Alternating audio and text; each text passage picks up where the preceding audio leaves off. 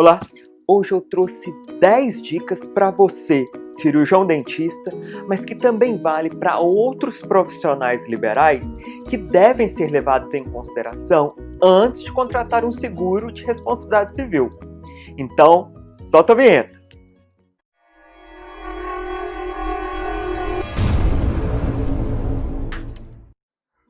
Meu nome é Geraldo, eu sou perito criminal e você está no canal Odonto Legal. A primeira coisa que o dentista pensa é: vale a pena ter um seguro desses? Isso é muito pessoal, porque depende do risco da atividade que você exerce. Esse tipo de seguro é comum nos Estados Unidos e aqui no Brasil já existem várias opções no mercado. Mas afinal, o que é um seguro de responsabilidade civil profissional?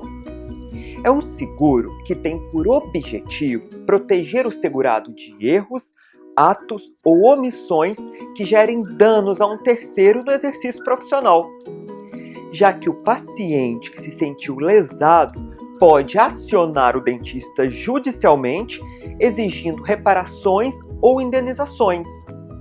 Primeiro, vamos ver algumas definições. Segurado é aquele que contrata o seguro, podendo ser tanto uma pessoa física, o próprio dentista, quanto uma pessoa jurídica, a clínica, por exemplo. A franquia é a porcentagem da condenação a ser paga pelo segurado. Já o prêmio é o valor pago pelo segurado para ter direito ao seguro. E a apólice é o documento que atesta a contratação do seguro e garante ao segurado os direitos previstos do contrato. Agora que essas definições já estão claras, eu vou dar 10 dicas para você antes de contratar um seguro desses. A primeira dica é a seguinte: a maioria desses seguros vai ter cobertura apenas na esfera civil, sem cobertura nos processos éticos, que são aqueles instalados no CRO, ou na esfera criminal ou ainda na administrativa, no caso do dentista também ser funcionário público. Então, fique atento às esferas de cobertura do seguro. Segunda dica: prazo de vigência. Geralmente, a vigência é de 1 ano, com responsabilização por ações ajuizadas em até 3 anos por fatos ocorridos durante aquele período de vigência. Mas tem contratos em que esse período de vigência pode retroceder da data da assinatura do contrato. Lógico que é por ações desconhecidas, porque se você já tem uma ação judicial, não adianta contratar um seguro retroativo que você não terá cobertura. Terceiro, está disposto o parágrafo 1º do artigo 787 do Código Civil a exigência de comunicar à seguradora imediatamente todo ato capaz de acarretar algum processo. Teve algum problema com o paciente? Já comunica à seguradora. Acontece que isso às vezes é difícil de prever. Esse mesmo artigo diz que o segurado deve dar imediata ciência à seguradora após citado no processo. A seguradora normalmente é denunciada lide, que é o chamamento ao processo, porque, óbvio, ela também tem esse direito de se defender. Mas tem alguns contratos que você não precisa denunciá-la lide, porque algumas seguradoras pensam o seguinte: quando o juiz sabe que existe o seguro, ele tende a majorar o valor da indenização. Mais uma vez, isso vai depender do contrato.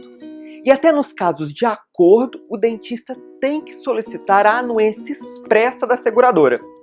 Isso também está lá no parágrafo 2º desse mesmo artigo 787 do Código Civil. Quarto, atenção à cobertura. Observe se o seguro cobre indenizações, que são os valores devidos a terceiros em decorrência de condenações judiciais. Os custos de defesa, que são os honorários advocatícios, perícias, custas de comparecimento ao tribunal, por exemplo. Algumas seguradoras exigem que o advogado seja da própria seguradora e não de confiança do dentista. Observe também se ela cobre os acordos judiciais e extrajudiciais, que devem ter a aprovação da seguradora, como eu já expliquei. Outro ponto que você tem que estar bem claro é como será esse pagamento. Reembolso ou a seguradora já pagará todas essas custas. Quinto, exclusão de cobertura. Algumas seguradoras excluem a cobertura se houver uma culpa grave do segurado, ou seja, essa culpa grave acaba sendo um critério estipulado pela própria seguradora. Preste muita atenção nisso para não perder a cobertura. Alguns contratos também excluem da cobertura se ficar caracterizado que o dentista agiu com dolo ou fez algum ato proibido, ou houve um defeito da informação. Sexto, danos não cobertos. Alguns seguros não cobrem dano estético, outros somente cobrem o dano material, ficando de fora a cobertura do dano moral. Ora, esse tipo de seguro não serve para você, porque o paciente sempre vai pedir o dano moral, que é aquele estipulado pelo juiz na sentença. Sétimo, quantas vezes no período de vigência o seguro poderá ser acionado? Essa pergunta é importante, porque você pode ter mais de uma ação naquele período. Oitavo, os limites de cobertura serão definidos de acordo com os valores contratados na apólice. Trata-se do teto máximo que poderá usar as coberturas garantidas do seguro. Ou seja, se o valor da indenização for muito maior, que a importância assegurada, o dentista vai ter que completar. Por exemplo, se o valor máximo do seguro era de R$20 mil, mas a indenização era de 30, o dentista terá que completar esses 10 mil.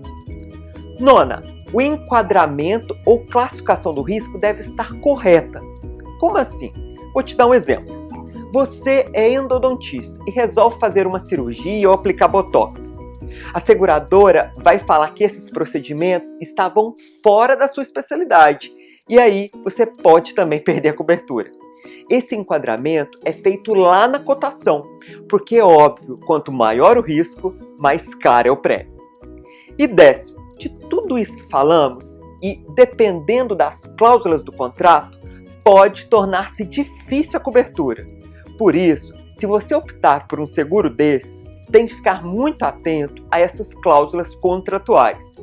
Tire todas as suas dúvidas com o corretor que está te vendendo o seguro e, de preferência, mostre para um advogado antes de assinar. Tudo isso tem que ficar muito claro para que você evite disputas com a própria seguradora. Pronto, assinei o contrato e agora eu estou tranquilo porque eu tenho seguro.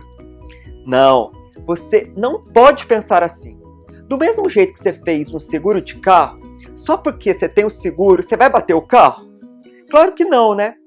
Por isso, continue sempre utilizando as boas práticas, tanto técnicas quanto legais, para evitar lides com seus pacientes.